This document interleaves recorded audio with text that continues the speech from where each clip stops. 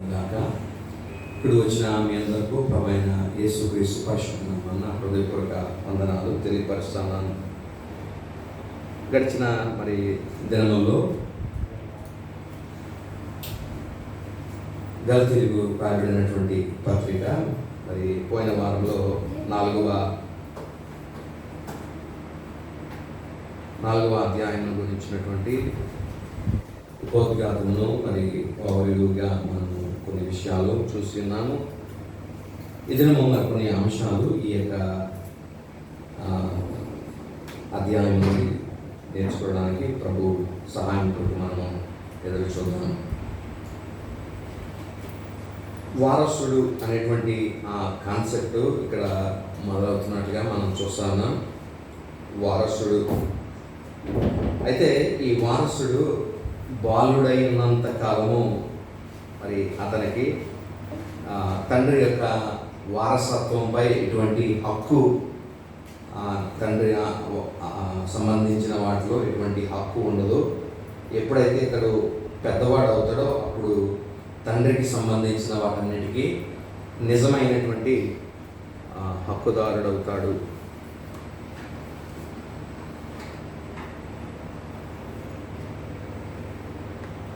నిజమైన హక్కుదారుడు అవుతాడనే విషయాలు మనము నేర్చుకుని ఉన్నాం. అయితే ఈ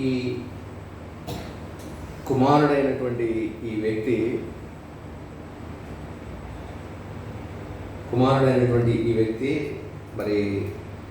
తండ్రి యొక్క ఆస్తిని అనుభవించేటువంటి వయసు వచ్చే వరకు కూడా ఈ కుమారుడు తండ్రిని నిర్ణయించినటువంటి సంరక్షకుని యొక్క లేదా గృహ నిర్వాహకుని యొక్క ఆధీనంలో ఇతడు ఉన్నాడు అనేటువంటి విషయాలను మనము నేర్చుకుని ఉన్నాము. అయితే నిర్ణయించినటువంటి ఒక కాలము ఉన్నది అనే విషయాన్ని మనం ఇక్కడ చూస్తూ ఉన్నాం. తండ్రి నిర్ణయించిన కాలము ఎంత, ఈ కాలము లేకపోతే ఏంటి కాలము అనేటువంటిది మనము ధ్యానం చేద్దాం. మైనర్గా ఉన్నటువంటి ఈ కుమారుడు యుక్త వయసు వచ్చే వరకు కూడా ఒక సంరక్షకుని దగ్గర లేదా గృహ నిర్వాహకుని యొక్క ఆధీనంలో ఈ కుమారుణ్ణి ఉంచినట్టుగా మనం చూస్తూ ఉన్నాం. సాధారణంగా మనము సిటీస్లో ఈ కల్చర్ని ఎక్కువగా చూస్తాం. ఏంటంటే తల్లిదండ్రులు ఉద్యోగాల నిమిత్తము భార్యాభర్తలు ఇద్దరు పోతూ ఉంటారు. అయితే వారి యొక్క పిల్లలను సంరక్షించడానికి ఎవరు లేనప్పుడు వీళ్ళు ఏం చేస్తారంటే కేర్ టేకర్ అలా వాళ్ళని వాళ్ళ సంరక్షణలో వీళ్ళని పెట్టి వాళ్ళ ఉద్యోగాలు చూసుకుని మళ్ళా సాయంత్రము వచ్చేటప్పుడు వారి యొక్క కుమారుని కానీ కుమార్తెని కానీ తీసుకుని ఇంటికి వస్తారు. అంటే తల్లిదండ్రుల లేని సమయంలో వీరిని సంరక్షించడానికి కోసము ఈ కేర్ టేకర్స్ని వారి దగ్గరకు ఈ పిల్లల్ని పంపిస్తూ ఉంటారు. తల్లిదండ్రులు ఉన్నప్పుడు కేర్ టేకర్స్ యొక్క అవసరత ఉండదు. వాళ్ళు లేనప్పుడే ఈ యొక్క కేర్ టేకర్స్ అవసరత ఉన్నట్లుగానే మనకి ధర్మశాస్త్రము అనేటువంటిది ఒక కేర్ టేకర్గా పనిచేసింది. పాత నిబంధనలో ధర్మశాస్త్రము ఒక కేర్ టేకర్గా పనిచేసింది. ఈ కేర్ టేకర్ ఇప్పటి వరకు అంటే తల్లిదండ్రులు వారి యొక్క జాబ్ను ముగించుకొని వచ్చే వరకు ఈ కేర్ టేకర్ ఎలాగైతే ఆ యొక్క పిల్లలను సంరక్షిస్తుందో, అలాగే ఈ ధర్మశాస్త్రము వాగ్దానము చేయబడినటువంటి వాడు వచ్చే వరకు, అనగా వాగ్దానం చేయబడిన వాడు అంటే అబ్రహాము యొక్క సంతానము వచ్చే వరకు, అనగా రెండవ రాకడలో క్రీస్తు ప్రభువారు వచ్చే వరకు ఈ ధర్మశాస్త్రము సంరక్షణలో ఈ యూదులందరూ, ఇశ్రాయేలీలందరూ ఉన్నారు అనే విషయాన్ని మనం గమనించాలి. అయితే ఈ ధర్మశాస్త్రము కేర్ టేకర్గా పనిచేస్తున్నటువంటి ఈ స్థితిలోనే ధర్మశాస్త్రం యొక్క సూపర్విజన్ లేకపోతే వారి యొక్క పర్యవేక్షణ ఎక్కడ ముగించబడింది అని మనం ఆలోచన చేస్తే అది క్రీస్తు రాకడ వరకు కొనసాగుతుంది. కానీ దాని పర్యవేక్షణ క్రీస్తు ప్రభువారు మరణించి మృతి నుండి ఆయన తిరిగి లేచిన పునరుద్ధానుడై లేవడంతో ధర్మశాస్త్రం యొక్క సూపర్విజన్ అంతమైంది అనే విషయాన్ని మనం గమనించాలి. వాస్తవానికి ఆ కేర్టేకర్ యొక్క కాలము క్రీస్తు ప్రభు వచ్చే వరకు, రెండవ రాకడలో క్రీస్తు ప్రభు వారు వచ్చే వరకు వీరి యొక్క పనిచేసేటువంటి విధానం ఉంది ధర్మశాస్త్రము. కానీ క్రీస్తు ప్రభువారు మరణించి తిరిగి లేచిన తర్వాత ధర్మశాస్త్రం యొక్క కేర్ టేకింగ్ లేదా దాని యొక్క సూపర్విజన్ అంతమైపోయింది అనేది మనం గమనించాలి. అయితే మరి ఇప్పుడు ఈ సంరక్షకుడు లేకపోతే ఈ యొక్క ధర్మశాస్త్రం ఒక సంరక్షకుడిగా ఈ పిల్లవాడిని కాపాడాల్సిన బాధ్యత క్రీస్తు వచ్చే వరకు ఉన్నప్పటికీ క్రీస్తు పునరుద్ధానము దగ్గర దీని పర్యవేక్షణ అయిపోతే మరి మిగిలిన కాలం క్రీస్తు పునరుద్ధరింపబడిన కాలం నుండి క్రీస్తు మరలా రెండవ రాకడలో వచ్చే ఆ కాలం వరకు కూడా ఈ పిల్లవాడిని ఎవరు సంరక్షిస్తారు అని మనం ఆలోచన చేస్తే పరిశుద్ధాత్మ యొక్క సంరక్షణలో ఈ పిల్లలు అయితే ఉంటారు అనే విషయాన్ని మనం గమనించవలసిన వారమైన. కాబట్టి వాస్తవానికి దాని టైం పీరియడ్, ధర్మశాస్త్రం యొక్క టైం పీరియడ్ క్రీస్తు రాకడ వరకు ఉంది. కానీ క్రీస్తు పునరుద్ధానముతో దాని యొక్క ఏలుబడి అంతమైపోయింది, దాని పర్యవేక్షణ అంతమైపోయినట్టుగా మనం చూస్తా ఉన్నాం. కాబట్టి ఈ ఏలుబడి కింద నుండి ఈ కుమారుడు ఎక్కడికి వస్తా ఉన్నాడంటే ధర్మశాస్త్రపు ఏలుబడి నుండి, ధర్మశాస్త్రపు పర్యవేక్షణ నుండి పరిశుద్ధాత్మ ఏలుబడిలోనికి, పరిశుద్ధాత్మ సూపర్విజన్లోనికి, ఈ ఏలుబడిలోనికి ఈ కుమారుడు వస్తున్నాడు అనే విషయాన్ని మనము చూడగలుగుతా ఉన్నాం. కాబట్టి 1446వ సంవత్సరం క్రీస్తు పూర్వంలో ధర్మశాస్త్రం ఇవ్వబడింది. ఆ ధర్మశాస్త్రం ఇవ్వబడిన దినము నుండి క్రీస్తు ప్రభు మృత్యుంజయుడై తిరిగి లేచినటువంటి ఆ దినము వరకు ఈ యొక్క పర్యవేక్షణ, ధర్మశాస్త్రపు పర్యవేక్షణ కొనసాగింది. ఎప్పుడైతే పరిశుద్ధాత్మ దేవుడు పంపబడ్డాడో, పెంతెకోస్తు దినమున పరిశుద్ధాత్మ దేవుడు పంపబడ్డాడో అప్పటి నుండి ఈ కుమారులైనటువంటి వారందరూ కూడా ఈ పర్యవేక్షణ నుండి, ధర్మశాస్త్ర పర్యవేక్షణ నుండి పరిశుద్ధాత్మ పర్యవేక్షణలోకి వచ్చారు అనేటువంటి విషయాన్ని మనం గమనించవలసిన వారమైన. కాబట్టి ఆ సంరక్షకుల యొక్క, గృహ నిర్వాహకుల యొక్క ఆధీనంలో ఉన్నటువంటి మరి ఈ యొక్క శిశువు లేదా ఆ కుమారుడు ఆ ఏలుబడి నుండి ఈ ఏలుబడి నుండి క్రిందకు వస్తున్నాడు అనేటువంటి విషయాన్ని మనం జ్ఞాపకం చేసుకోవాలి. అయితే ఈ పరిశుద్ధాత్మ ఒక విశ్వాసికి మరి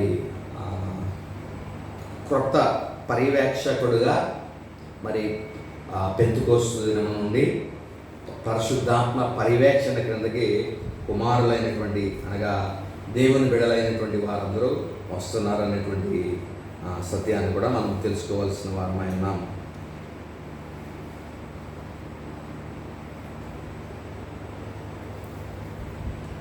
ఈ క్రీస్తు పూర్వం 1446లో ధర్మశాస్త్రం ఇవ్వబడింది కదా, అక్కడ నుండి మరి ఈ ధర్మశాస్త్రపు ఏలుబడిలో ఉన్నటువంటి ఈ విశ్వాసులైనటువంటి వారు లేదా కుమారులైనటువంటి వీరందరూ కూడా ధర్మశాస్త్రపు ఆధీనంలో ఉన్నారు. అయితే ఈ ధర్మశాస్త్రము వారికి ఎలా పర్యవేక్షించింది లేకపోతే ఎలాగ వారిని చూసింది అని మనం చూస్తే, ఆశీర్వాదముల కన్నా ధర్మశాస్త్రం వల్ల కలిగే శాపాలే ఇశ్రాయేలీయులకు ఎక్కువగా మరి వారు చూశారు అనే విషయాన్ని మనం చూస్తూ ఉన్నాం. చూడండి, 722లో మరి ఇశ్రాయేలీల యొక్క 10 గోత్రాల వారు, అంటే ఇశ్రాయేలీకు 12 గోత్రాలు, 12 గోత్రాల్లో 10 గోత్రాలు ఉత్తర దేశంగాను, 2 గోత్రాలు దక్షిణ దేశంగాను మనం విభజింపబడడం చూసాం. అయితే ఈ 10 గోత్రాల ఉత్తర దేశము వారిని ఒక పేరు పెట్టారు, వారికి ఇశ్రాయేలు అనే పేరు లేదా ఎఫ్రాయిము అనేటువంటి పేరుతో వారిని పిలిచారు. మిగిలిన 2 గోత్రాల ప్రజలు బెన్యామీను తర్వాత యోధా గోత్రము, ఈ 2 గోత్రాల ప్రజలని యోధా దేశముగా పిలవడాన్ని మనం గమనిస్తూ ఉన్నాం. అయితే ఈ ఉత్తర రాజ్యము అనగా 10 గోత్రాలు సంబంధించినటువంటి ప్రజలు ఎవరైతే ఉన్నారో వారు 722 BCలో వారు అష్షూరీయుల యొక్క చెరకు వెళ్ళిపోయారు. అయితే ఈ చెరకు వెళ్ళినటువంటి ఈ 10 గోత్రాల ప్రజలు యూదులు తిరిగి వెనక్కి రాలేదు. ఆ 10 గోత్రాల ప్రజలు ఆ చెరలో ఉన్నారు. అలాగలాగలాగా దేశాలన్నంతటా ఈ ఇశ్రాయేలీలందరూ యూదులందరూ చెదిరిపోయారు. అయితే దాని తర్వాత 586 BCలో క్రీస్తు పూర్వము 586లో మరి ఈ దక్షిణ దేశమైనటువంటి యోధా దేశానికి బబులోనీయులు వచ్చి ఈ యొక్క దేశాన్ని స్వాధీనపరుచుకుని దానిలో ఉన్నటువంటి యెరూషలేముని సమస్తాన్ని ధ్వంసం చేసి ఈ యోధా ప్రజలందరినీ కూడా చెరలోనికి తీసుకుని పోయారు. అయితే 70 సంవత్సరాలు బబులోన్లో ఈ యోధా ప్రజలు చెరలో ఉన్నారు. 70 సంవత్సరాల చెర అయిపోయిన తర్వాత 3 గుంపులుగా ఈ యొక్క ప్రజలు మరి తిరిగి వచ్చినట్లుగా మనం చూస్తూ ఉన్నాం. 3 గుంపులు తెగలుగా వర్గాలుగా ఈ ఇశ్రాయేలీ ప్రజలు వచ్చారు, యోధా ప్రజలు వచ్చారు. జెరుబ్బాబెలు నాయకత్వంలో, ఎజ్రా నాయకత్వంలో, నెహెమ్యా నాయకత్వంలో ఇలాగా 3 తెగలుగా మరి వీరు రావడం మనం చూస్తూ ఉన్నాం. కాబట్టి ఈ యొక్క ఇశ్రాయేలీల యూదులందరూ కూడా యోధా దేశముకు చెందినటువంటి యూదులందరూ కూడా తిరిగి మరి 3 గుంపులుగా రావడం మనం చూసాం. తిరిగి వారు యెరూషలేమును తర్వాత దేవాలయమును తిరిగి మళ్ళా పునర్నిర్మించినటువంటి సంఘటన మనందరికీ తెలిసిందే. కాబట్టి అయితే ఈ ధర్మశాస్త్రము ఇశ్రాయేలీని ఎలా ఏలుబడి చేసింది అనేది మనం చూస్తే, ధర్మశాస్త్రాన్ని వారు గౌరవించి దానికి లోబడిన కాలమంతా, ఆజ్ఞలు పాటించిన కాలమంతా వారు చక్కగా కనాన్లో శాంతియుతంగా వారు ఉన్నారు. ఎప్పుడైతే ఈ ధర్మశాస్త్రాన్ని అతిక్రమించారో, నిబంధనలను అతిక్రమించారో, వారి మీదకి మరి శత్రురాజులు వచ్చి వారిని జయించి చెరపట్టుకుని మరి వారిని తీసుకుపోయినట్లుగా మనం చూస్తూ ఉన్నాం.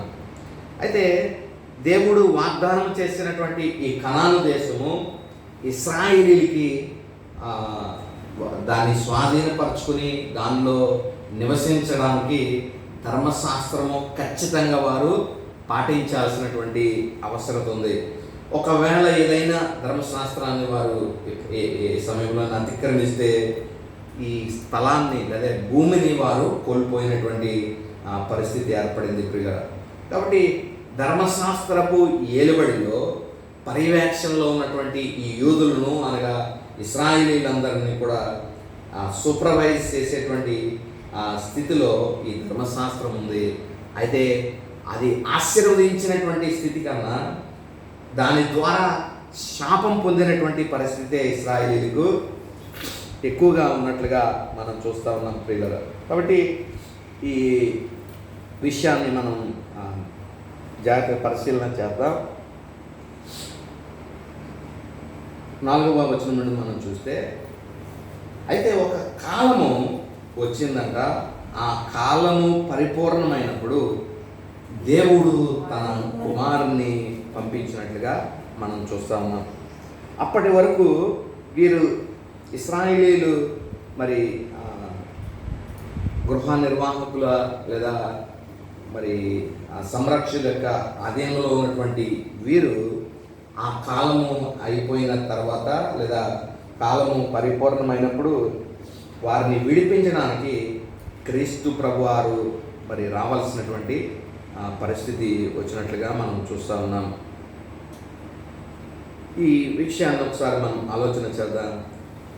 ఇశ్రాయేలీలు దీవింపబడాలా లేదా శపించబడాలా అనేటువంటిది దేని మీద ఆధారపడి ఉందంటే ధర్మశాస్త్రం మీద ఆధారపడి ఉంది.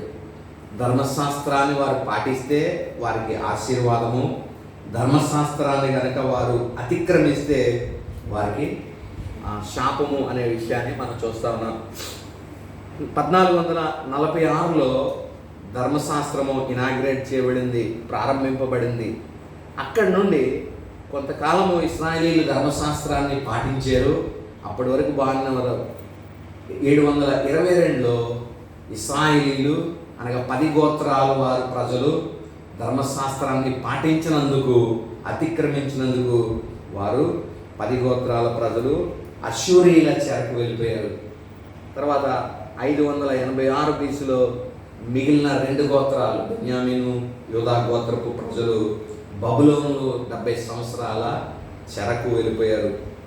అయితే వీరు దీవింపబడాలా, ఆశీర్వదింపబడాలా అనేటువంటి ఈ విషయం మాత్రం ధర్మశాస్త్రానికి వీరు ఎలా లోబడుతున్నారు, విధేయులు అవుతున్నారా లేదా అవిధేయులుగా ఉంటున్నారా అనే దాని మీదే వీరి యొక్క ఆశీర్వాదము ముడిపడి ఉంది. ఒకవేళ వారు అవిధేయులు అయితే గనక దాని శాపానికి గురవుతారు. ఆ శాపం ఏంటంటే దేశము నుండి బహిష్కరింపబడతారు. ఆ కనాను నుండి బహిష్కరింపబడి వేరే దేశాలకు బందీలుగా వాళ్ళు వెళ్ళిపోతారు. ఇది మరి ఇశ్రాయేలు యొక్క మరి ఆశీర్వదింపబడమా శపింపబడమా అనేటువంటిది ప్యూర్గా ధర్మశాస్త్రానికి వీరు లోబడిన విధానం బట్టి ఇది ఉన్నది ప్రియులను. అయితే ఈ కాలక్రమేణలో 3 సార్లు అనగా మొదటిది 10 గోత్రాల వారు, తర్వాతది 586లో మిగిలిన 2 గోత్రాల ప్రజలు మరి వారు హింసింపబడ్డారు, చెరకు వెళ్ళిపోయారు. తర్వాత క్రీస్తు కాలం అయిపోయిన తర్వాత 70 ADలో రోమా ఈ యొక్క ఇశ్రాయేలు యొక్క దేశాన్ని సమూలంగా నాశనం చేసింది. అప్పుడే సంఘములో ఒక ఏమంటాం పెర్సిక్యూషన్ అనేటువంటిది, హింస అనేటువంటిది చెలరేగింది. అక్కడ ఉన్నటువంటి ఆ క్రైస్తవులు అందరూ అప్పటి వరకు మారినటువంటి యూదులు కానీ క్రైస్తవులు కానీ దేశము నలుమూలలకి మరి వారు చెల్లాచెదురైపోయినట్లుగా మనం చూస్తూ ఉన్నాం. మరలా 1948వ సంవత్సరంలో యూదులందరూ కలిసి ఒక దేశంగా ఫామ్ అయ్యి మరలా ఇశ్రాయేలీలుగా వీరు ఫామ్ అయినట్లుగా మనం చూస్తూ ఉన్నాం. అప్పటి నుండి దేశము నలుమూలలా చెదిరిపోయినటువంటి యూదులు ఆయా దేశాల్లో ఉన్నటువంటి వారు ఒక్కొక్కరిగా వారు తిరిగి ఇశ్రాయేలుకి రావడము ప్రారంభించారు. అయితే ఈ ధర్మశాస్త్రము 1446లో మొదలైనటువంటి ఆ ధర్మశాస్త్రము ఎప్పుడు అంతమవుతుందంటే దీని ముగింపు ఎప్పుడంటే క్రీస్తు ప్రభు వారు వచ్చినప్పుడు ఈ ధర్మశాస్త్రము ముగింపబడుతుంది. అప్పటి వరకు ఈ యూదులైనటువంటి వారందరూ దేని శాపము కింద ఉన్నారంటే ఇశ్రాయేలీ ధర్మశాస్త్రం యొక్క శాపం క్రింద వారు ఉంటారు. మరి వీరి శాపము నుండి సంపూర్ణంగా ఎప్పుడు ఇశ్రాయేలీలు విడిపింపబడతారంటే క్రీస్తు రావాలి. మనకి ఎలాగైతే ఏమన్నా 2 నియమాలతో మనము ఇబ్బంది పడుతున్నాం కదా. ఒకటి పాప నియమము, మరణ నియమము మనల్ని ఏలుబడి చేస్తుంది. ఈ 2 నియమాలు ఏలుబడి చేస్తున్నాయి. ఈ రెండిటితో పాటు ఇశ్రాయేలీలకి మరొకటి ఏలుబడి చేస్తుంది, ధర్మశాస్త్ర శాపం కూడా వారి మీద ఏలుబడి చేస్తుంది. అయితే మనకి ఈ పాప నియమము నుండి లేదా రెండోది మరణ నియమము నుండి మనం ఎప్పుడైతే క్రీస్తు రాకడ వద్ద ఈ 2 నియమాల నుండి ఈ దేహము నుండి మనకు విమోచన కలుగుతుందో, అలాగే ఇశ్రాయేలీయులకు ఈ 3వ శాపము అనగా ధర్మశాస్త్రము నుండి వచ్చినటువంటి ఆ శాపము నుండి కూడా వారిని విడిపించి ఆ దేశాన్ని దేవుడు వారికి కనానును వారితో పాటు మనందరికీ కలిపి స్వాస్యంగా ఆయన అనుగ్రహించేటువంటి వాడై ఉన్నాడు. కాబట్టి ఈ శాపము ఇప్పటి వరకు ఇశ్రాయేలీయులకు సరిగ్గా కనానుని అనుభవించేటువంటి పరిస్థితి లేదు. వారు ధర్మశాస్త్రాన్ని అతిక్రమించిన కారణం చేత ఆ కనానును కోల్పోయి నానా దేశంలోనికి వారు చెరగొని పోయినటువంటి పరిస్థితి. ఇప్పటికీ కూడా ఇశ్రాయేలుకు సరైనటువంటి ఏమంటాం భూమిని గురించినటువంటి సరైన స్థితి లేదు. ఇప్పటికీ యుద్ధం జరుగుతూనే ఉంది ఇశ్రాయేలుకి సంబంధించి. కాబట్టి ఎప్పుడు సంపూర్ణమైనటువంటి విడుదల ఇశ్రాయేలుకి ఎప్పుడు కలుగుతుందంటే క్రీస్తు ప్రభు రావాలా. అప్పుడు ఆ దేశాన్ని, ఆ ప్రజలను దేవుడు ఆ శాపము ఏదైతే ధర్మశాస్త్ర శాపం ఉందో దాని నుండి ప్రభువు విడిపిస్తాడు. అందుకనే ఇక్కడ మనం చూసాం కదా, కాలము పరిపూర్ణమైనప్పుడు దేవుడు తన కుమారుని పంపిస్తాడు. పంపించి ఆయన ఏం చేస్తాడంటే 5వ వచనం మధ్య భాగంలో మనం చదివితే ధర్మశాస్త్రమునకు లోబడిన వారిని విమోచించడానికి. ఈ ఇశ్రాయేలీలందరూ ధర్మశాస్త్రముకు లోబడిన వారుగా ఉన్నారు. తద్వారా ధర్మశాస్త్రం యొక్క శాపం క్రింద ఉన్నారు.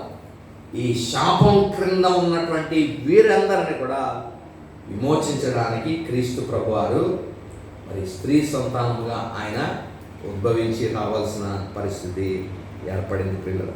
కాబట్టి ఈ ధర్మశాస్త్రం యొక్క ఏలుబడిలో ఇశ్రాయేలీయులకు శాపం మాత్రమే ఉన్నది అనే విషయాన్ని మనం జ్ఞాపకం చేసుకోవాలి.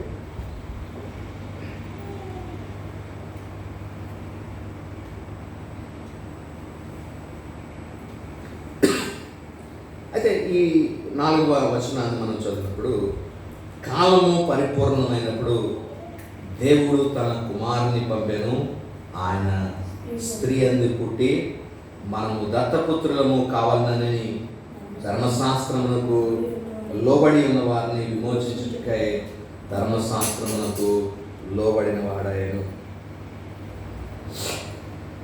కాలము పరిపూర్ణమైనప్పుడు ఏ కాలము పరిపూర్ణమవుతుంది అనే ప్రశ్నతో మనము ఆలోచన చేద్దాం. కాలము పరిపూర్ణమైనప్పుడు అంటే దేవుడు ఒక కాలమును నిర్ణయించాడు. ధర్మశాస్త్ర పర్యవేక్షించడానికి ఒక కాలాన్ని దేవుడు పెట్టాడు. చూడండి, ఇక్కడ మనం చూసినప్పుడు 2వ వచనంలో చదివాం కదా, దేవుని చేత నిర్ణయింపబడిన దినము వచ్చే వరకు. అంటే దేవుడు ఒక దినాన్ని నిర్ణయించి ఆ దినాన్ని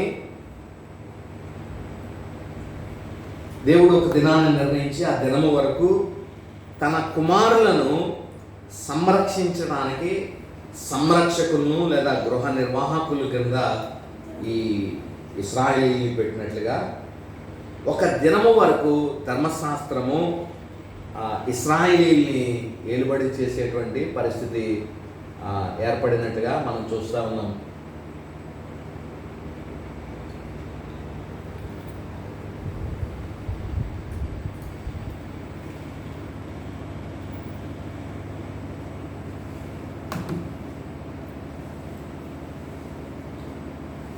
సరే, ఒక దినము ఆ కాలం అనేటువంటిది ప్రభువు నిర్ణయించాడు. కాలము పరిపూర్ణమైనప్పుడు దేవుడు తన కుమారుని పంపించాడు.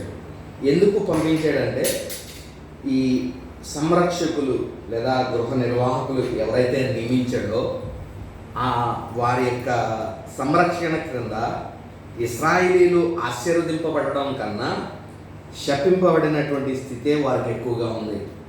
అలాంటప్పుడు సూపర్విజన్ని దేవుడు మార్చాడు, సంరక్షకుడిని మార్చాడు. ఉదాహరణకు మనం ఒక దంపతులు ఉన్నారు, వారు ఇద్దరు ఉద్యోగస్తులు. ఆ ఉద్యోగస్తులు మరి తమ ఉద్యోగాలు చక్కగా చేసుకుని రానికి ఈ పిల్లల్ని సంరక్షించడం కోసం ఒక చైల్డ్ కేర్ సెంటర్కి తీసుకువెళ్ళారు. అయితే ఈ పిల్లవాడికి కావలసినటువంటి ఫీడింగ్కి సంబంధించిన ఆహారం కానీ లేకపోతే పాలు కానీ ఇవన్నీ మంచి పౌష్టిక సంబంధమైన ఆహారాలు ఇవన్నీ ఇచ్చి క్యారేజ్ కింద వారికి పెట్టి ఆ డే కేర్ యూనిట్లో వారిని పెట్టారు. ఈ తల్లిదండ్రులకి వార్త తెలిసింది ఏంటంటే పిల్లోడికి పెట్టాల్సినటువంటి ఇవన్నీ కూడా వాళ్ళే తినేసి సరిగ్గా ఈ పిల్లోడిని పట్టించుకోకుండా ఈ పిల్లోడిని సరిగ్గా సంరక్షణ చేయట్లేదన్న సంగతి తల్లిదండ్రులకు తెలిసినప్పుడు వీరు ఏం చేస్తారు? వీరు పిల్లవాడిని సరిగ్గా చూడట్లేదని చెప్పి ఆ సంరక్షణ స్థితిలో నుండి ఆ పిల్లవాడిని తప్పించి మరొక చోట ఎక్కడన్నా పెట్టడానికి ప్రయత్నం చేస్తారు. అలాగే ఒక సంరక్షణ క్రింద దేవుడు ఇశ్రాయేలీయుల్ని పెట్టాడు. ఆ సంరక్షకుడు ఇశ్రాయేలీయుల్ని ఆశీర్వదించడం కన్నా ఎక్కువగా శాపానికి లోను చేశాడు. అదే ధర్మశాస్త్రం. ధర్మశాస్త్రం ఆశీర్వదించాల్సిన దానికి బదులుగా ఇశ్రాయేల్ని శపిస్తాము. ఒకవేళ డే కేర్ యూనిట్లో వాళ్ళు ఈ పిల్లవాడిని కొట్టేసి ఎక్కడ చూసినా ఇలా తొట్లు వచ్చేసి ఇలాగా ఉన్నాయనుకోండి, ఆ తల్లిదండ్రులు ఆ డే కేర్ వాడిని బట్టి సంతోషిస్తారా? చాలా కోపం వారి మీద వస్తుంది. కాబట్టి అలాగా దేవుడు ఇశ్రాయేలీయుల్ని ఆశీర్వదించడానికి ఈ సంరక్షకుల దగ్గర పెట్టినప్పుడు దాని ద్వారా కలిగే ప్రయోజనం కన్నా కలిగినటువంటి నష్టమే ఇశ్రాయేలుకి ఎక్కువగా ఉందని చెప్పి దేవుడు ఈ ధర్మశాస్త్ర పర్యవేక్షణ నుండి మరొక పర్యవేక్షణలోనికి ఈ ఇశ్రాయేలుని నడిపించడానికి తీర్మానం చేశాడు. అందులో భాగంగానే క్రీస్తు రావాల్సిన పరిస్థితి వచ్చింది. వచ్చి దీని క్రింద ఉన్నటువంటి ఎవరైతే ఆ శాపము క్రింద ధర్మశాస్త్ర శాపం క్రింద ఉన్నారో ఆ ధర్మశాస్త్ర శాపము నుండి ప్రజల్ని విడిపించడం కోసం ఈయన ఏమయ్యాడంటే ధర్మశాస్త్రానికి లోబడినటువంటి వాడుగా అయ్యాడు. ఎలా లోనయ్యాడు? స్త్రీ సంతానముగా పుట్టి మ్రాను మీద ఈయన వేలాడదీయబడ్డాడు. 3వ అధ్యాయంలో మనం చదివాము. మ్రాను మీద వేలాడదీయబడిన ప్రతి వాడును శాపమునకు పాత్రుడు, శాపగ్రస్తుడు.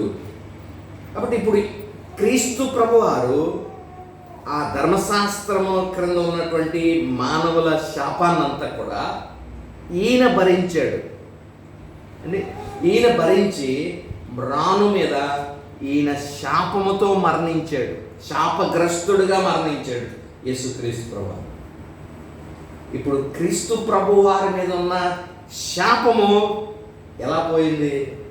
సరే, ఇప్పుడు మన మీద ఉన్న శాపం లేదా ఇశ్రాయేలీయుల మీద ఉన్న శాపమంతా క్రీస్తు ప్రభు తీసుకుని శాపగ్రస్తుడుగా క్రీస్తు ప్రభు వారు మరణించాడు.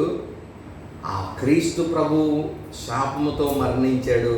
మరి ఆయన మీద ఉన్న శాపం ఏమైపోయింది అంటే, ఎక్కడ ఈ శాపము రివర్స్ అయింది అని మనం ఆలోచన చేస్తే, ఆయన మరణము దగ్గర శాపగ్రస్తుడుగానే ఆయన మరణించాడు. కానీ ఆయన పునరుద్ధానము చెందడం వల్ల ఆ శాపమంతా కూడా రివర్స్ అయిపోయింది. కాబట్టి క్రీస్తు మరణించడం శాపగ్రస్తుడిగా మరణించాడు, కానీ తిరిగి లేవడము ఆయన ఆశీర్వదింపబడినగా వాడిగా నీతిమంతుడిగా క్రీస్తు ప్రభువారు లేచినట్లుగా మనం చూస్తాం. అందుకనే రెజరెక్షన్ అంత ప్రాముఖ్యత ఎందుకు అనంటే, మనమందరము ఈ లోకంలో మరణించేది ఎలా మరణిస్తామంటే, మనమందరము చనిపోయే వరకు మన మీద పాపము ఏలుబడి చేస్తూనే ఉంటుంది.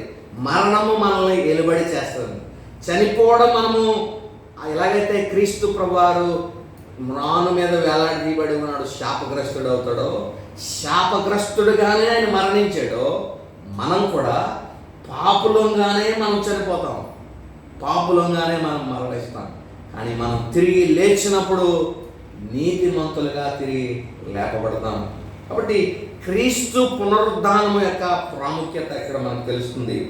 అప్పటి వరకు శాపగ్రస్తుడిగా ఉన్న ఆయన, శాపగ్రస్తుడిగా మరణించినటువంటి ఆయన ఒక్కసారిగా తిరిగి లేపబడినప్పుడు నీతిమంతుడిగా ఏదైతే లేచాడో, ఆయన మరణం పునరుద్ధానం ద్వారా ఆయన యందు విశ్వసించిన వారందరూ కూడా వారు పాపముతో మరణించినప్పటికీ విశ్వాసంతో మృతి చెందుతున్నారు. కాబట్టి నీతిమంతులుగా వారు తిరిగి లేచేటువంటి గొప్ప అవకాశము పరిశుద్ధాత్మ పర్యవేక్షణలో ఉండడం వల్ల మనకి కలుగుతూ ఉంది. కాబట్టి ఇప్పటి వరకు ధర్మశాస్త్రం క్రింద ఉన్న వారందరికీ శాపమే కలుగుతుంది. ఇప్పుడు ఈ క్రొత్త సూపర్విజన్ కొత్త పర్యవేక్షకుడు లేదా కొత్త డే కేర్ చైల్డ్ కేర్ వ్యక్తిగా ఉన్నటువంటి ఈ పరిశుద్ధాత్మ క్రిందకు మనం ఎప్పుడైతే వచ్చామో అప్పుడు మనము మరణించేటువంటి స్థితి పాపస్థితిగా మరణించినప్పటికీ కూడా నీతిమంతులుగా తిరిగి లేపబడతామనేటువంటి విషయాన్ని మనం గమనించాలి. కాబట్టి కాలము పరిపూర్ణము అవడం అంటే ఏంటంటే ధర్మశాస్త్రం యొక్క పర్యవేక్షణ ముగింపబడింది, సూపర్విజను ముగింపబడింది అనేటువంటి విషయాన్ని మనం గమనించవలసిన వారమైన. రెండోది, కాలము పరిపూర్ణము అవడం అనేటువంటి దానికి ఇంకొక అర్థం ఏంటంటే దేవుడు అబ్రహాముకు వాగ్దానం చేశాడు. ఏమేమి వాగ్దానం చేశాడంటే నీ ద్వారా సమస్త వంశములను నేను ఆశీర్వదిస్తాను అని ఆత్మను గురించినటువంటి వాగ్దానము అబ్రహాముకి ఇచ్చాడు. అయితే ఈ ఆశీర్వచనము ఎప్పుడు నిర్ణయింపబడింది? అబ్రహాము పుట్టక మునిపే దేవుడు నిర్ణయించాడు. అబ్రహాముతో ఆ నిబంధన చేశాడు, ఆ ఆశీర్వచనాన్ని పలికాడు. కానీ అది నెరవేర్చబడడానికి కొన్ని వందల వేల సంవత్సరాలు పట్టింది.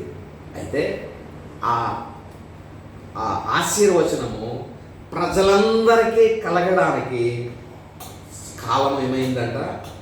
పరిపూర్ణమైంది.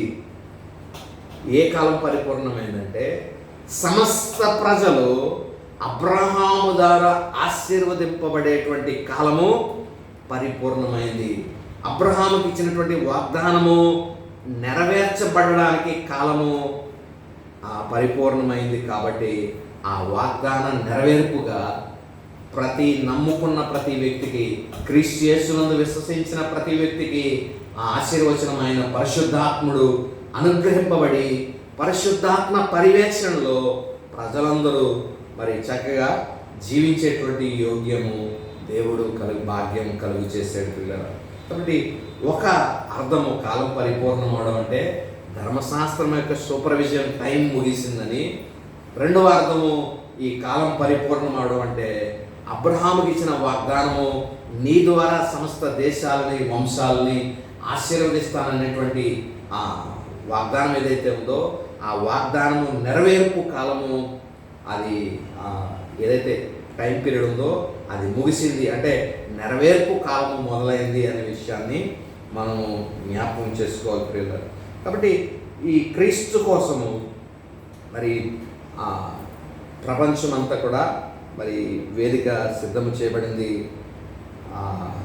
క్రీస్తు వచ్చాడు, స్త్రీ సంతానంగా పుట్టాడు. ధర్మశాస్త్రానికి లోబడినటువంటి ప్రజలందరినీ కూడా దాని ఆధీనంలో నుండి విడిపించడానికి ఆయన ధర్మశాస్త్ర శాపం క్రింద మరి ధర్మశాస్త్రాన్ని అనుభవించిన వాడిగా వారి విమోచించడానికి, దానికి లోబడిన వారందరినీ విమోచించడానికి ఆయన కూడా ధర్మశాస్త్రానికి లోబడ్డాడు. అయితే దేవుడు తన కుమారుని పంపాడు ఈ లోకానికి అని మనం చదువుతున్నాం కదా. నిజంగా ఈ కుమారుని లోకానికి పంపడానికి ఎక్కడి నుండి వచ్చాడు అనేటువంటిది మనకు ఆలోచన చేయాలి. చాలామంది ఇక్కడ కొన్ని అపోహలు అనేటువంటివి వస్తాయి. ఏంటంటే అప్పటి వరకు క్రీస్తు లేడు కదా, కుమారుడు అయినటువంటి వాడు. అప్పటి వరకు కుమారుడు అనేటువంటి ఆ ప్రస్తావన మనకు ఎక్కడా లేదు. ఉన్నట్టుండి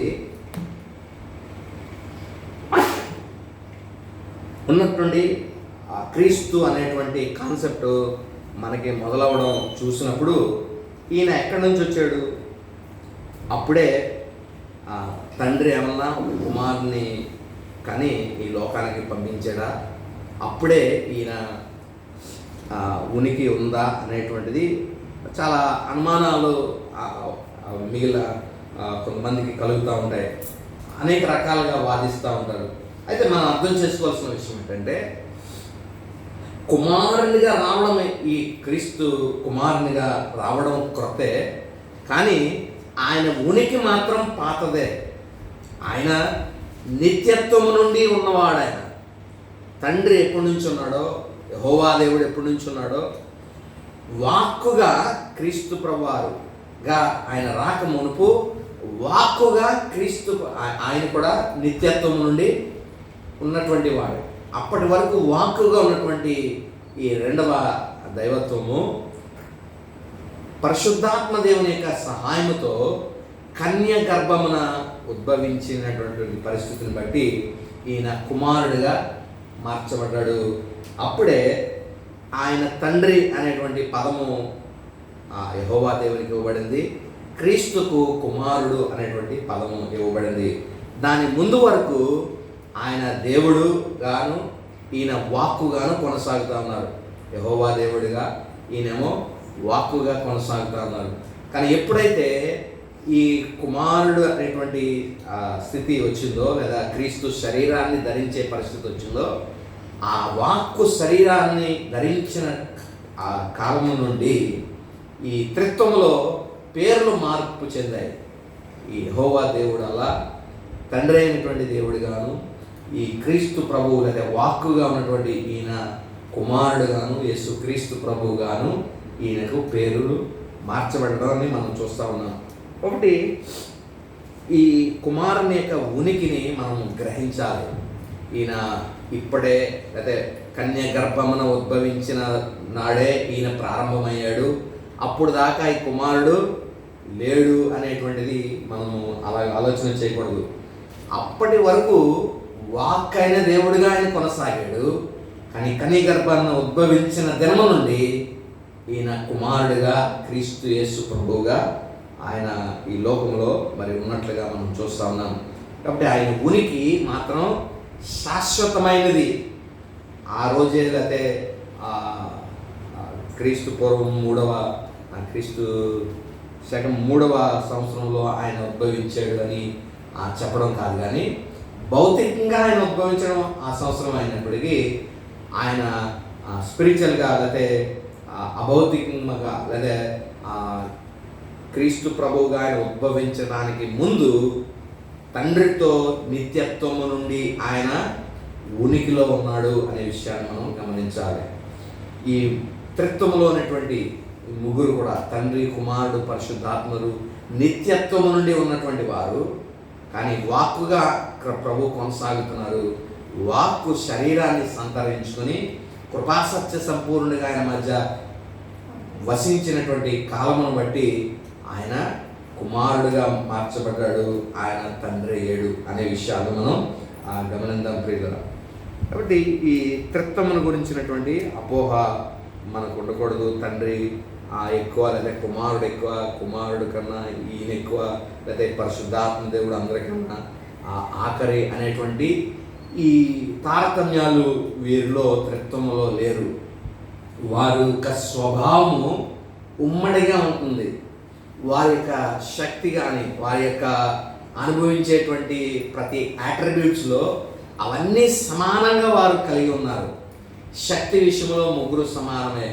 ఉనికి విషయంలో నిత్యత్వం వారు ఉనికిలో ఉన్నారు.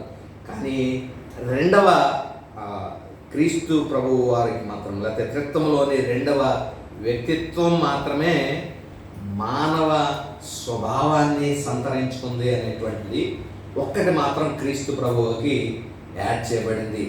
దాని కారణాన్ని బట్టే ప్రభువు కొన్నిసార్లు కొన్ని నియమాలకు లోబడవలసి వచ్చింది.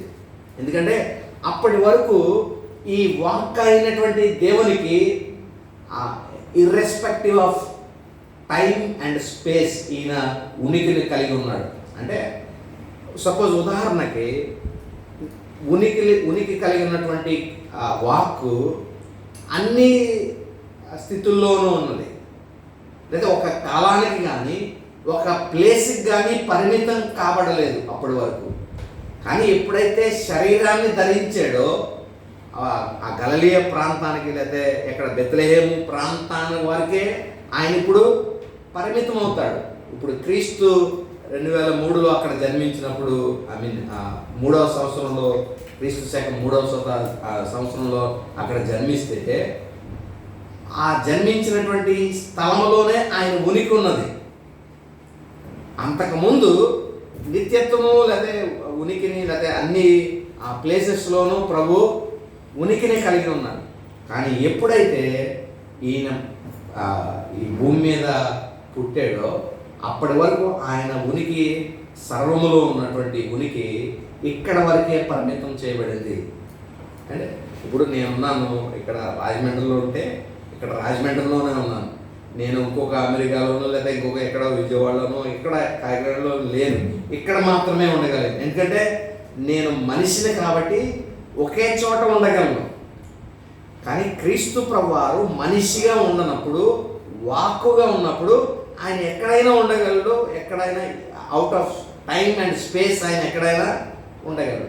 కానీ ఎప్పుడైతే వాక్కు కాలంలోనికి వచ్చిందో, వాక్కు ఎక్కడికి వచ్చింది?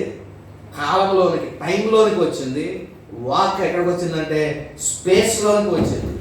అంటే ఒక ప్రదేశంలోనికి, ఒక టైంలోనికి ఈ నిత్యత్వమైనటువంటి దేవుడు వచ్చాడు. మానవ శరీరాన్ని సంతరించుకుని వచ్చాడు. కాబట్టి ఇప్పుడు టైంకి స్పేస్కి బౌండ్ అయి ఉన్నాడు క్రీస్తు ప్రభువారు. ఆ గలిలీ ప్రాంతంలో, ఆ సంవత్సరంలో, ఆ కాలంలో అక్కడ వరకే ఆయన పరిమితమై ఉన్నాడు. ఎందుకంటే ఈయన మనిషిగా అవతరించాడు కాబట్టి, శరీరాన్ని ధరించాడు కాబట్టి ఆ టైమ్స్ స్పేస్కి ఈయన బౌండ్ అవ్వాల్సిన పరిస్థితి వచ్చింది. కాబట్టి ఈయన మనిషి కాబట్టి కొన్ని రిస్ట్రిక్షన్స్ ఈయనకి ఉన్నాయి. కాబట్టి ప్రభు ఒక డిగ్రేడెడ్గా మనం చాలామంది చూస్తూ ఉంటారు. తండ్రికి అంత ఉన్నతమైనటువంటి వాడుగా, ఆయనకన్నా కింద తక్కువ వాడిగా క్రీస్తు ప్రభువాన్ని చూడడానికి ప్రధానమైన కారణం ఏంటంటే ఆయన మానవుడిగా, మనిషిగా, స్త్రీ సంతానంగా ఆయన ఉద్భవించిన కారణం చేత కొన్ని పరిమితులు క్రీస్తు ప్రభువారికి ఉన్నాయి. కాబట్టి ఆ అంటే దైవత్వం విషయంలో ఈయన సర్వశక్తిమంతుడైనటువంటి దేవుడు. ఆయన శిలువ మీద ఉన్నప్పుడు ఆయన ఆజ్ఞాపిస్తే కొన్ని వేల దేవదూతలు వచ్చి అక్కడ ఉన్నటువంటి వారందరినీ సంహరించి ఈయన్ని ఆ శిలువ మీద నుండి రక్షించేటువంటి పరిస్థితి ఏర్పడి ఉండేది. అయితే ఆయన ఆ విధంగా ఈయన చేసినటువంటి పనిని మనం ఆలోచన చేసినట్లయితే ఆయన ఉన్నటువంటి అధికారాన్ని కూడా లోబడాల్సినటువంటి పరిస్థితి. ఎవరికి? తండ్రికి లోబడి ఆయన అప్పగించిన పనిని ఈయన భూమి మీద చేయవలసినటువంటి పరిస్థితి ఏర్పడింది. కాబట్టి కొన్నిసార్లు ఆయన శక్తి ఉండి కూడా లేనివాడుగా ఆయన జీవించాల్సినటువంటి పరిస్థితి. దాన్నే ఫిలిప్పీలకు 2వ పత్రికలో మనం చదువుతాం. దేవునితో సమానంగా ఉండుట విడిచిపెట్టకూడని భాగ్యమని ఎంచుకొనగా దాసునిగా తన్ను తాను రిక్తునిగా చేసుకున్నాడు. దాసుడిగా రిక్తునిగా చేసుకున్నాడు. ఆయన ఉన్నాడు, ఆయన్ని ఆ క్యాపబుల్ పర్సన్ ఆయన. ఎందుకంటే ఆయనలో దైవత్వం ఉంది కాబట్టి దైవత్వాన్ని బట్టి ఆయన జీవించి ఉండి, లేకపోతే చలించి ఉండి, లేకపోతే రెస్పాండ్ అయ్యి ఉంటే అక్కడ వేరేలాగా పరిస్థితులు ఉండేవి. కానీ మానవుడిగా కూడా ఈయన ఉన్నాడు కాబట్టి వాటన్నిటినీ దైవిక శక్తి, ఆల్ నోయింగ్, లేకపోతే ఆల్ పవర్ఫుల్గా, సర్వశక్తిమంతుడుగా ఉన్నటువంటి ఈయన యొక్క శక్తిని వినియోగించకుండా సస్టైన్ చేయాల్సినటువంటి, సప్రెస్ చేయాల్సిన పరిస్థితి ఏర్పడింది ప్రియులారా. కాబట్టి ఈ విషయాలను మనం గమనిద్దాం. కాలము పరిపూర్ణమవడం అనేటువంటి విషయము మరి ఎప్పటి వరకు అంటే, ఒకటి ధర్మశాస్త్రం యొక్క సూపర్విజన్ ముగిసింది.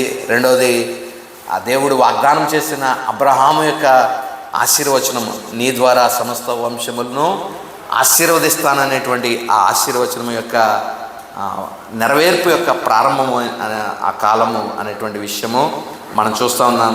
తర్వాత క్రీస్తు ప్రభువారి యొక్క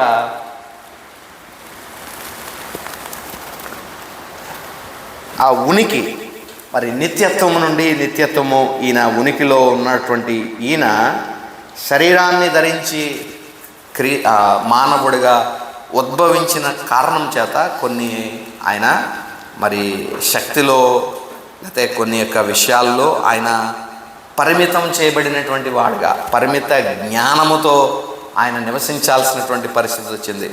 లాజర్ ఎక్కడ పాతిపెట్టారో ఆయనకి తెలియలేనటువంటి పరిస్థితి.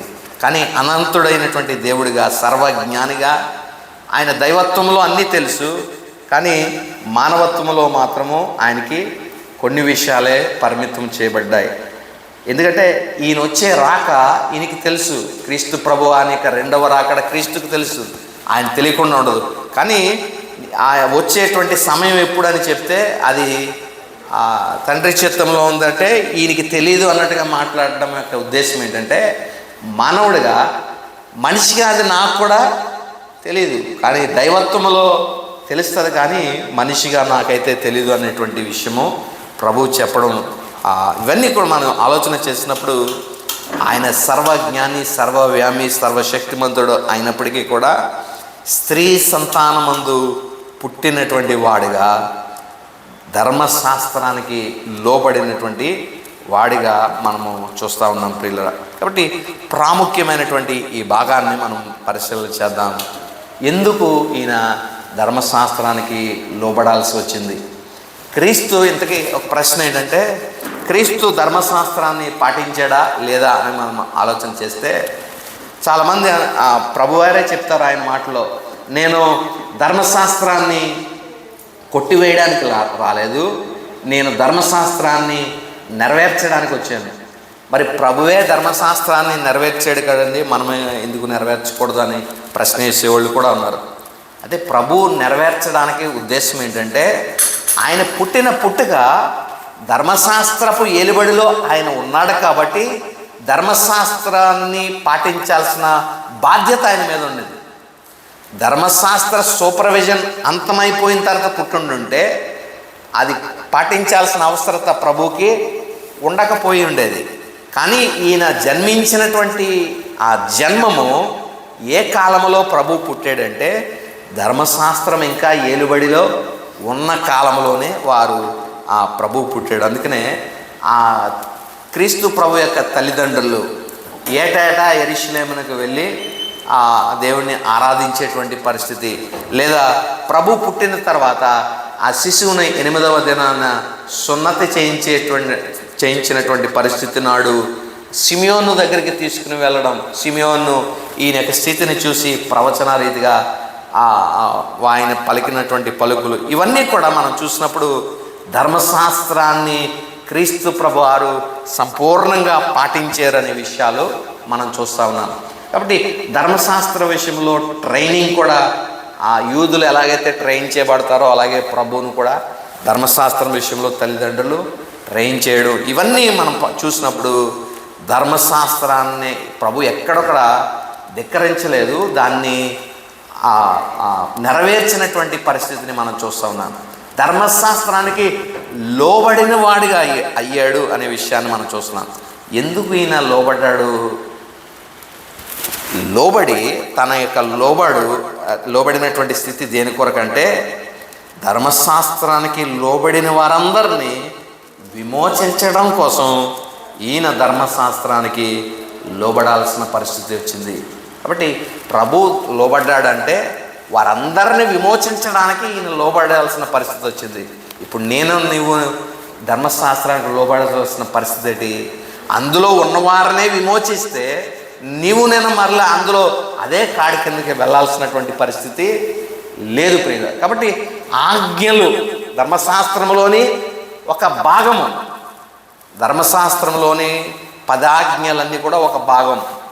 దాని క్రింద నుండి దేవుడు ఒక వ్యక్తిని విడిపిస్తే మరలా అదే ఆజ్ఞల క్రిందకి వెళ్తాను, మరలా అదే స్థితిలోనికి నేను వెళ్తానంటే, మరలా అదే శాపం క్రింద నేను ఉంటానంటే దానికన్నా మరొక ఏమంటాం బుద్ధి లేనటువంటి స్థితి మరొకటి లేదు ప్రియులు. కాబట్టి క్రీస్తు వారందరినీ విమోచించడం కోసం ఆయన ప్రాణాన్ని అర్పించాల్సిన పరిస్థితి ఏర్పడింది. ఆయన ప్రాణము అర్పించాక కూడా నేను మరలా అక్కడే ఉంటానంటే ఇంకేం చేయగల ప్రభు నిన్ను విడిపించడానికి? కానీ చేయాల్సిందల్లా ప్రభు చేశాడు. స్త్రీ సంతానంగా ఎంత గొప్ప సంఘటన ఇది, ఒకసారి ఆలోచన చేయండి. ఇన్ఫైనైట్ పర్సన్, ఆయన నిత్యమైనటువంటి వ్యక్తి, ఆయనకి పరిమితం లేనటువంటి వాడుగా ఉన్నటువంటి ఒక దేవుడు పరిమితమైనటువంటి ఒక మానవుడిగా సృష్టిలోనికి స్పేస్లోనికి, టైంలోనికి రావడం అనేటువంటిది ఎంత గొప్ప ఆశ్చర్యకరమైన విషయం అండి. అనంతుడైనటువంటి దేవుడు పరిమితమైనటువంటి మానవుడ స్థితిలోనికి ఆయన రావడం అంటే ఎంత గొప్ప విషయం. అంత నీకోసం ఎందుకు చేశాడు? అంత పరిమితంగా ప్రభువు రావడానికి గల కారణం ఏంటంటే, ఇలాగ ధర్మశాస్త్ర శాపం క్రింద ఉన్న వాళ్ళందరినీ కూడా విడిపించడానికి ఆయన శాపగ్రస్తుడు అయ్యాడు. ఎలా శాపగ్రస్తుడు అయ్యాడంటే, మ్రాను మీద వేలాడదీయబడ్డాడు. ఎందుకంటే మ్రాను మీద వేలాడదీయబడిన ప్రతి వాడును శాపగ్రస్తుడు. కాబట్టి ఈ శాపం క్రింద ఉన్న వారందరిని విడిపించడానికి ఈయన శాపగ్రస్తుడయ్యాడు. శాపంతోనే ప్రభు చనిపోయాడు. కానీ ఆ శాపము ఎప్పుడు రివర్స్ అయిందంటే, ఆశీర్వచనముగా పునరుద్ధానము చెందబడినటువంటి క్రీస్తు. అప్పటి వరకు శాపముతో మరణించిన క్రీస్తు ఆయన తిరిగి లేచినప్పుడు మాత్రము నీతిమంతుడిగా, లేకపోతే ఆశీర్వదింపబడిన వాడిగా ఆయన తిరిగి లేచాడు. కాబట్టి మనం కూడా క్రీస్తు యేసునందు విశ్వసిస్తున్నటువంటి ప్రతి వారికి, అది యూదుడే కానీ మరి ఎవరైనా సరే అన్యుడైనప్పటికీ కూడా, శాపముతో పాపముతో మనిషి మరణించవచ్చు. కానీ తిరిగి లేచినప్పుడు మాత్రం ఆ పాపము శాపము వారి మీద ఏలుబడి చేయదు. నీతిమంతులుగా తిరిగి లేస్తారు. మనం మరణించేది పాపంతోనే మరణిస్తాం. పరిశుద్ధంగా మనమేమి మరణించాం. ఎందుకంటే మనం మరణించే వరకు కూడా పాప మరణ నియమములు మనల్ని ఏల్తానే ఉంటాయి. ఎప్పుడు ఈ దేహమునకు ఈ రెండు నియమాల నుండి ఎప్పుడు విడుదల కలుగుతుందంటే, ప్రభు రావాలి. ప్రభు వచ్చినప్పుడు మాత్రమే ఈ వ్యక్తికి పాప నియమము నుండి, మరణ నియమము నుండి విడుదల కలుగుతుంది. కాబట్టి ఆ ప్రభు వచ్చే జన్మ వరకు నమ్మకంగా, నిరీక్షణతో మనం ఎదురు చూడాలి. కాబట్టి ఈ వ్యక్తి ఒక కుమారుడు ఉన్నాడు. ఆ కుమారుణ్ణి ఒక సంరక్షకుని కింద పెట్టాడు దేవుడు. ఆ సంరక్షకుడు ఆశీర్వాదం కన్నా శాపమే ఈ కుమారుని మీదకి ఎక్కువ తీసుకురావడంతో ఆ తండ్రి ఏం చేశాడంటే, ఈ సంరక్షకుడి దగ్గర కాకుండా వేరొక సంరక్షకుడి దగ్గరికి కుమారుని మార్చాడు. ఆ వేరొక సంరక్షకుడే పరిశుద్ధాత్మ దేవుడు. ఈ పరిశుద్ధాత్మ దేవుని క్రింద ఉన్నటువంటి సంరక్షకుడికి ఉన్నటువంటి ఆశీర్వచనములు ఎలా ఉన్నాయని మనం చూస్తే, ఆ 5వ వచనం నుండి 6వ వచనం నుండి ప్రారంభమవుతుంది. కుమారులు కాబట్టి ఇప్పుడు మీరు ఏం చేయొచ్చు అంటే, నాయన తండ్రి అని మొరపెట్టేటువంటి ఆ ఆత్మ ద్వారా మనకి అబ్బా తండ్రి అని పిలిచేటువంటి గొప్ప భాగ్యాన్ని మనకి కలుగు చేస్తా ఉన్నాడు. అప్పటి వరకు సంతోషించేటువంటి భాగ్యము, ఆనందించేటువంటి భాగ్యము ఈ కుమారు దగ్గర లేదు. ఎందుకంటే ఈ కుమారుని ధర్మశాస్త్రము సంతోష పెట్టాల్సిన దానికన్నా ఈ కుమారుని దుఃఖపరుస్తుంది, శాపానికి గురి చేసింది. కాబట్టి ఈ శాపము నుండి ఆనందమునికి కుమారుని తీసుకురావడానికి అతని హృదయంలో ఆత్మను, పరిశుద్ధాత్మను మరి హృదయంలోకి పంపించాడు. కాబట్టి ఇప్పుడు మనం పరిశుద్ధాత్మ సహాయంతో మనం ఏం చేయొచ్చు అంటే, నాయన తండ్రి అబ్బా అని ఆ తండ్రిని సంబోధించవచ్చు, పిలవచ్చు, ఆయనకి మొరపెట్టచ్చు. అలాంటి భాగ్యము ప్రభు మనకిచ్చాడు. కాబట్టి ఈ యూదులకు కూడా ఒక చాయిస్ ఉంది ప్రస్తుత దినం. ఏంటంటే, వారు ధర్మశాస్త్ర సూపర్విజన్ కింద ఉంటారా, లేకపోతే నూతన సూపర్విజన్ అయిన పరిశుద్ధాత్మ దేవుని యొక్క సంరక్షణ కింద ఉంటారా అనేటువంటిది యూదులకి ఇవ్వబడిన ఒక చాయిస్ అనమాట. మనకైతే ఏం లేదు. ఎందుకంటే మనం ధర్మశాస్త్రం క్రింద లేము కాబట్టి, మనస్సాక్షి క్రిందే మనం ఉన్నాం. కాబట్టి మనకి కూడా విశ్వసించిన వారందరికీ ఈ తండ్రి, నాన్న, అబ్బా అని పిలిచేటువంటి గొప్ప భాగ్యము ఆత్మను పొందుకోవడం ద్వారా మనకి ఇది కలుగుతుంది. ఆత్మ ఎలా మనం పొందుకుంటామంటే, క్రీస్తు యేసునందులే విశ్వసించిన ప్రతి వాడును ఈ ఆత్మను పొందుకునే గొప్ప స్థితి దేవుడు కలుగు చేస్తాడు. అట్టి స్థితి మనం ప్రభు కలిగి పొంది ఉండడానికి పరిశుద్ధాత్మ దేవుడు మనందరికీ తన కృపను, సహాయం అనుగ్రహించిన గాక. ఆమె ప్రార్థన చేసుకుందాం. కృపా కనికరముల మా ప్రియ పరలోక తండ్రి, మీ ఉన్నతమైన, శ్రేష్టమైన, అత్యున్నతమైన నామమునకు కృతజ్ఞతాస్తుతులు చెల్లిస్తా ఉన్నాము. 10 నిమిషాలు మీ వాక్యాన్ని ధ్యానం చేయడానికి ఇచ్చినటువంటి కృపకు స్తోత్రాలు. ఎత్తబడిన వాక్యం మా వెనుకల్లో ఫలింపచేయండి. వాక్యానుసారంగా మేము జీవించడానికి కృప చూపించండి. అయినా మేము అయినా పరిశుద్ధాత్మ దేవుని సంరక్షణ క్రింద మేమందరము ఉండడానికి మీ కృపను అనుగ్రహించారు. వందనాలు. ఆత్మ సహాయముతో ఆత్మ ఇచ్చినటువంటి ఆయన స్వాతంత్రం చొప్పున నాయన, అబ్బా, తండ్రి అని పిలిచే గొప్ప భాగ్యాన్ని మీరు మాకు కలుగ చేస్తున్నారు. అందుని కొరకై మీకు స్తోత్రాలు. మా యొక్క మరణ పర్యంతము నాయన మీకు నమ్మకమైన సాక్షులుగా మేము బ్రతకడానికి ఆత్మ సహాయమును నిత్యం మాకు అనుగ్రహించి విశ్వాసంలోనే కొనసాగడానికి కావాల్సిన కృపను కూడా మీరు మాకు దయచేయండి. యేసుక్రీస్తు పరిశుద్ధ నామమున స్తుతించి ప్రార్థించి వేడుకుంటున్నాము తండ్రి. ఆమేన్.